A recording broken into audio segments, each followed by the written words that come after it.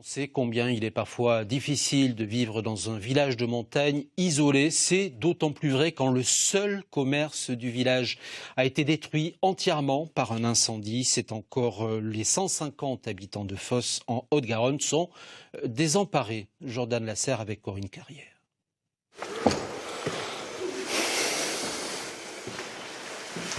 L'émotion est encore vive.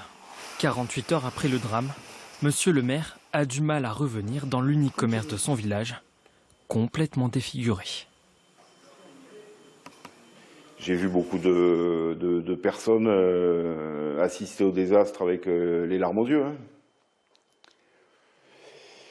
On était contents de ce qu'on avait fait depuis 3 ans.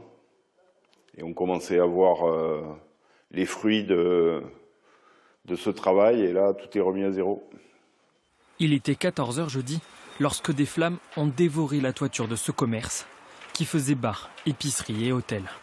Les pompiers français, aidés de collègues espagnols, ont mis plusieurs heures à maîtriser l'incendie. Aujourd'hui, les habitants du village se sentent orphelins.